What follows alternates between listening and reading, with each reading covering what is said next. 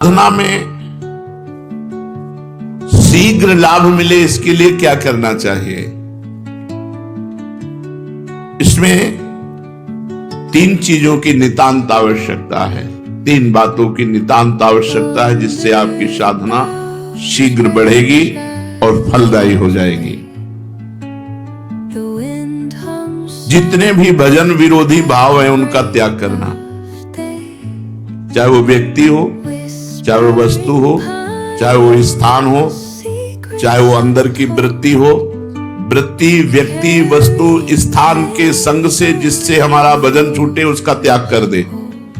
उस वृत्ति का, उस व्यक्ति का, उस भोजन का, उस वस्तु का, उस पदार्थ का, उस स्थान का जहां हमें भजन में बाधा पड़ जाए। अगर शीघ्र साधन बढ़ाना है, भगवत प्राप्ति करनी है, तो ये नियम लेना है कि जिस व्यक्ति के संग से भजन छूटे, जिस वस्तु के खाने से भजन छूटे, जिस स्थान में जाने से भजन छूटे, जिस दृश्य के देखने से भजन छूटे, वो हमें सब छोड़ देना चाहिए। शीघ्र आपकी साधना बढ़ेगी और भगवत प्राप्ति के योग्य आपको बना देगी। पहला, वस्तु, व्यक्ति, स्थान जो हमारे भगवत चिंतन को छुड़ाए उससे हमें दूरी बना लेना। दूसरा, निरंतर भगवत भजन को पकड़े रहना है। जैसे तूफान चले तो पहाड़ का आश्रय ले लेते हैं, कोई मजबूत वस्तु का आश्रय ले लेते हैं, ऐसे कलिकाल और माया का तूफान चल रहा है जो हमें उड़ा करके विषय प्रपंच में फंसा सकता है। तो भगवान के नाम रूपी पहाड़ का आश्रय लिए, राधा राधा राधा, हर समय नाम जप और भगवान की रुचि उत्पन्न करने वाले वस्तु, व्यक्ति, स्थान का संग। 3 बातें भगवान का विस्मरण करा दे, ऐसे वस्तु, व्यक्ति, स्थान के संग का त्याग, निरंतर भगवान के नाम का जप, आश्रय भगवान का इस कोट से नाम जप द्वारा।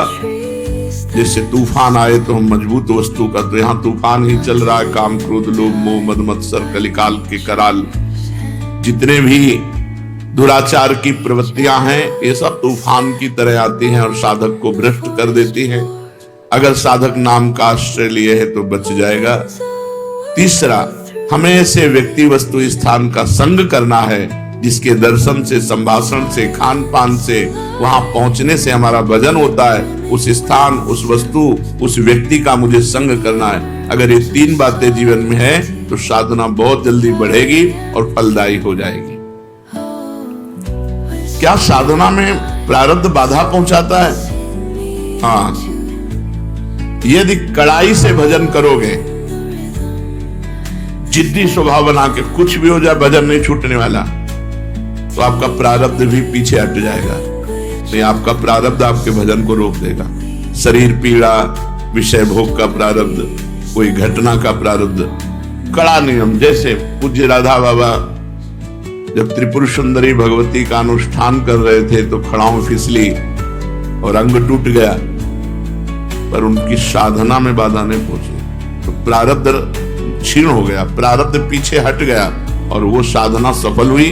त्रिपुर सुंदरी का जो आराधना का फल है उनको प्राप्त हुआ, देवी का साक्षात्कार हुआ। जब हम साधन मार्ग में चलते हैं तो हमारा बुरा प्रारब्ध आता है, स्त्री आकर्षण के रूप में, गंदे व्यक्ति के रूप में, विपत्ति के रूप में, शरीर रोग के रूप में। यदि हम शिथिलता पूर्वक साधना करेंगे तो बाधित हो जाएंगे। यदि कड़ाई से, नियम पूर्वक, मर चाहे जाऊं भजन नहीं छोड़ेंगे, तो हर प्रारब्ध क्षीण होता चला जाएगा और उसकी साधना आगे बढ़ जाएगी। कड़ाई से यदि साधना के नियम पालन किए जाएं तो उसमें प्रारब्ध भी नष्ट हो जाता है, नहीं तो प्रारब्ध भजन मार्ग को छीन कर देगा। कहा जाता है भजन का अभ्यास करो, तो यह अभ्यास क्या है? शरीर को बार बार भगवत सेवा में लगाना, मन को बार बार भगवान के नाम में लगाना, बुद्धि को बार बार भगवान के चरणों में लगाना, इसी को अभ्यास कहते हैं। बार बार शरीर से भगवान की सेवा करो, बार बार मन से भगवान का सुमिरन करो, बार बार बुद्धि को भगवान के रूप चिंतन में लगाओ, भगवान के महत्व में लगाओ, ये अभ्यास है। साधन में तत्परता नहीं आती जैसी आनी चाहिए, उसका क्या कारण है? पूर्ण श्रद्धा नहीं होती। वहां तत्परता नहीं आती। जब हमें महत्व बुद्धि और श्रद्धा हो जाएगी कि मुझे भगवत प्राप्ति ही करनी, तो साधना में तत्परता आ जाएगी। ये नियम है कि जहां हमारी महत्व बुद्धि होती है वहां हमारा चिंतन होता है। जहां चिंतन होता है उसी के मिलन की तत्परता आती है। तो प्रधान कारण है श्रद्धा ना होना, महत्व बुद्धि ना होना, इसलिए साधन में तत्परता नहीं आती। जब इस कोटि का महत्व नाम में हो जाए कि नाम के आगे नामी भी छोटा नजर आवे, जितना नाम से प्रेम है उतना नामी से प्रेम नहीं, इस कोटि की श्रद्धा, तब निरंतर नाम चलता है। साधना में जीवन किसे कह सकते हैं? सरल और साधु। सरल और साधु में जीवन साधना में जीवन होता है। साधना में जीवन, सरल जीवन, साधु में जीवन। संत सरल चित जगत हित जान स्वभाव सने। जिनका स्वभाव होता है संत सरल चित, सरल चित, सरलता और साधुता, ये साधना का स्वरूप है। अगर साधन ठीक कर रहा है तो सरल और साधु स्वभाव वाला होगा। साधु स्वभाव क्या है? कभी किसी से कुछ ना चाहना, निरंतर परहित करना, बड़े से बड़े कष्ट को सह करके भी किसी से सहायता ना लेना, ये सब साधुता के अंतर्गत आता है। एक साधन में फल ना दिखाई दे तो क्या दूसरा साधन करने लगना चाहिए? नहीं। जो साधन गुरु से मिले आजीवन एक ही साधन करना चाहिए। जो साधन को छोड़ते बदलते रहते हैं उन्हें कभी भगवत प्राप्ति नहीं होती। 10 दिन नाम जप किया, 15 दिन योग किया, 20 दिन वो वैराग्य किया, ये ऐसे लोग थे। जो साधन पकड़ो आजीवन वैसे ही चलते रहो। जिस साधन को पकड़ो सारी आयु उसी में खपा दो, इस जन्म में ही भगवत प्राप्ति हो जाएगी, परम पद पर प्रतिष्ठा हो जाएगी। जो साधन पकड़ो आजीवन, जो नियम, जो दिनचर्या आजीवन वैसे चलते रहो, उसको बदलाव मत करो, तो निश्चित भगवत प्राप्ति हो जाएगी, निश्चित परम पद प्राप्त हो जाएगा। ये जो बार बार गुरु बदलते रहते हैं, साधन बदलते रहते हैं, इनसे बड़ा अपराध बनता है। ये साधक वादक नहीं है, वो मनमानी स्वच्छंद अपने आचरण करके वो अपने को सुखी समझते हैं। कहा जाता है कि साधना में व्यभिचार ना हो, तो ये व्यभिचार का तात्पर्य क्या है? साधना में व्यभिचार है अपने इष्ट को छोड़ करके, अपने गुरु को छोड़ करके दूसरे की तरफ लुभायमान होना, दूसरी प्रणाली स्वीकार कर लेना, दूसरी भजन प्रणाली स्वीकार कर लेना, यह साधना में व्यभिचार है। अपने इष्ट और गुरु में ही हमारी भजन प्रणाली जो है वही चले। जैसे अपने यहाँ है नाम, मंत्र, वाणी, सेवा, यही जीवन है। व्रत, नियम, संयम, ये सब कुछ नहीं। निरंतर नाम जप करो, मंत्र जप करो, वाणी जी का गायन करो और 8 पहर स्वामिनी जी की सेवा में रहो। यही हमारी दिनचर्या है। हमारा जो अंतिम लक्ष्य है वो श्री जी की सेवा है। 8 पहर स्वामिनी जी की दासी भाव से, सहचरी भाव से सेवा। तो अपनी प्रणाली में ही रहे, अन्य प्रणाली स्वीकार करना साधना में व्यभिचार है।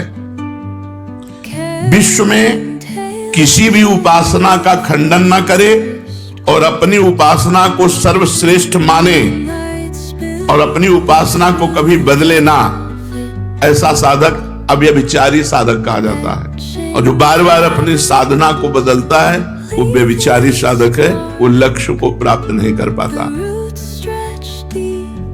क्या साधना की जो हमें अनुभूति हो रही है उसे प्रकट करके किसी को बता देने में हानि होती है?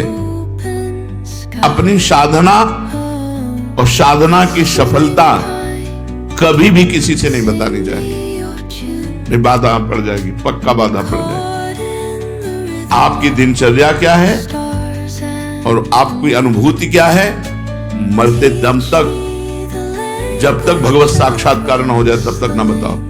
भगवत साक्षात्कार हो गया फिर तो कोई घाटा पड़ने वाला है ही नहीं। साधन काल में साधक को अपनी साधना और साधना की अनुभूति कभी किसी को भी नहीं बतानी चाहिए।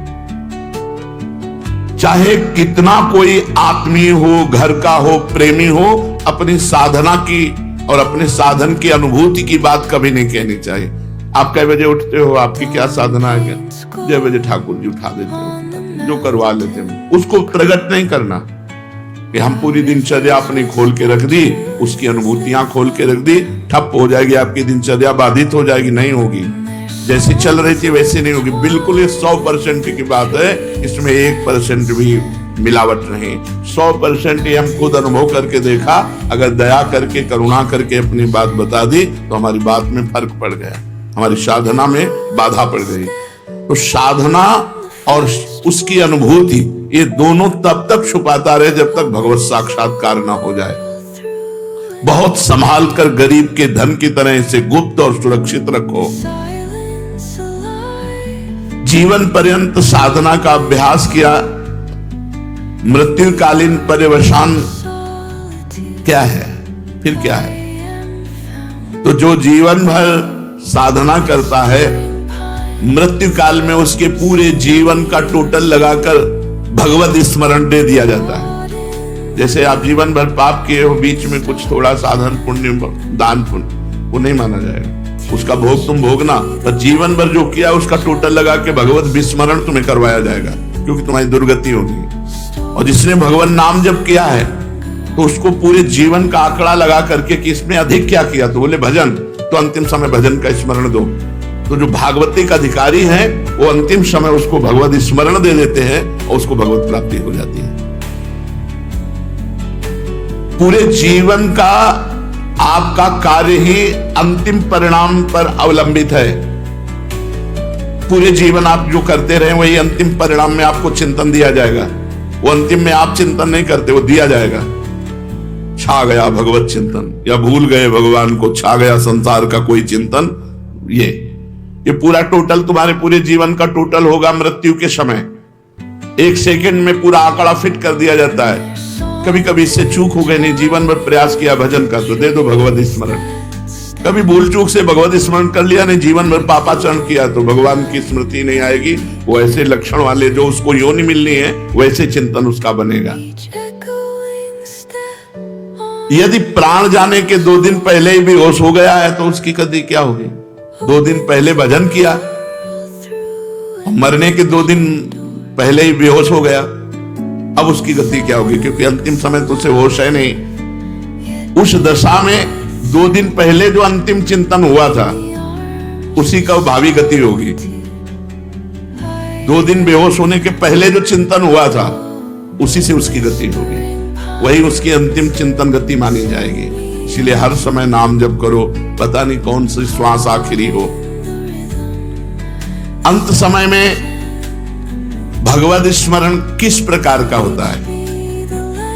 जिसने जीवन भर भगवान का स्मरण किया उस समय भगवान छा जाते हैं उसके दिमाग में। वो राधा राधा नहीं कहेगा, किशोरी जी छा जाएंगे उसके दिमाग में और उन्हीं के चिंतन में उमरेगा। इसीलिए जीवन भर माला चला रहे हैं, जीवन भर भजन कर रहे हैं कि अंतिम समय हमारा बन जाए। तो अंतिम समय क्या होगा? हमारे इष्ट देव आकर के छा जाते हैं। श्री राधिका निकुंज मंडली तत्र तत्र हृदय में विराजताम। श्री स्वामिनी जो अपनी परिकर के साथ प्रकाशित हो गई। इसका साधन क्या है कि अंतिम समय हमें भगवत स्मरण हो ही जाए। संपूर्ण जीवन निष्पाप और भगवत चिंतन परायण रहो। संपूर्ण जीवन निष्पाप, कोई पाप करने की चेष्टा ना करो और खूब नाम जप करो, तो अंतिम समय प्रिया प्रीतम तुम्हारे दिमाग में छा जाएंगे।